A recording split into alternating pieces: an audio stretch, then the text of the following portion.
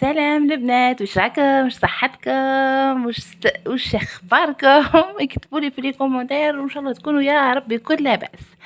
شوفوا، اول حاجه ديروا لي جيم، ابوني وكومونتير، ونديروا لوبيا بالعصبانه تسخف خفيفه ظريفه، وهاكم تشوفوا فيها تشهي مع الكسره باينه خلاها لا غوصه تاع الكسره حطيتها لكم قبل في الفيديو.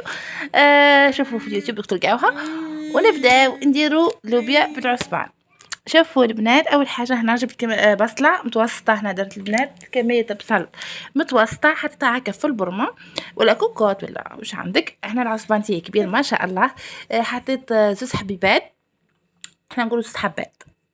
درت شويه بركه زيت، دوك نقول لكم درت شويه بركه زيت، حطيت شويه شحمه.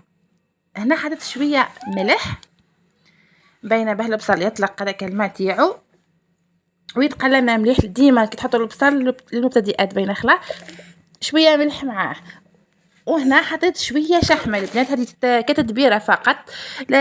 ديما شحمه العيد هذيك ما طيشوهاش، حطوها في ان ساشي وديما استغلوها. مرسوا هكا شحمه صغير خلاه قسم غرف كبيره بر مع شويه زيت، تطلق لكم الزيت وتطلق لكم البنه، ومفروف شويه في الزيت ومفروف شويه حوايج كتتبيره فقط. نحطوهم يتقلاو مليح. هنا بعد ما تقلاو لي البنات مليح، هنا هكا شفتوا كيف تتقلى، حطيت شويه ماء وراح نحط التوابل تاعي.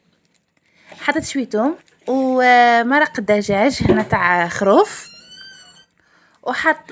وراح نحط شويه راس حانوت. حطيت شويه راس حانوت ونخليهم شويه برك. انا حطيت الماء باه ما يتحرقليش التابل هذاك ويتحرق لي الثوم ويسيبوا لي المراره.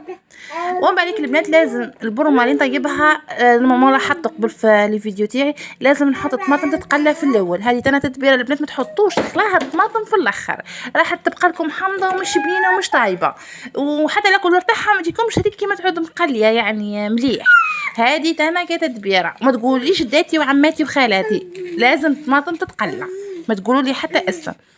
هنا تقليت لي شويه الطماطم. عندي لوبيا مرنخه من البارح، حطيتها انا الكميه اللي عندي هنا شريت قيس ب10,000 لوبيا باه تعرفوا بركه البنات الكميه اللي درتها. باسكو كاينه وحيد يسقسيوني في يقولوا لي ما تذكريش الكميات حطيتها واحد. هاني قلت لكم ودير لكم برمه، يعني كيما انا عندي 4 افراد عائله دير لكم برمه. هاكم تشوفوا البنات حطيتها وخليتها شويه تتقلى لي كيف مع ديك العصبانه والطماطم والثوم والشنبور والحوايج ديك الكل. حطيتها تتقلى لي شويه ومن بعد نمرق. هنا البنات مرقت قس ما عندي انا اللوبيا وقس عندي عصبانه، وراح نخليها حتى تطيب لي. هنا النار لازم تكون شويه متوسطه البنات باه تطيب لكم هذيك العصبانه، وديجا هي مصموطه ومدايره ديجا بريسك طايبه العصبانه، باسكو لازم نديروا الكرش. راح ندير لكم الفيديو تاعها ان شاء الله. هنا نديروا النار ونخليوها تطيب وتلبي، وهاي لكم المنظر وحده يشهي، خفيفه ظريفه ما فيها والو، ما فهمتوني. وهاكم تشوفوا بصحتكم.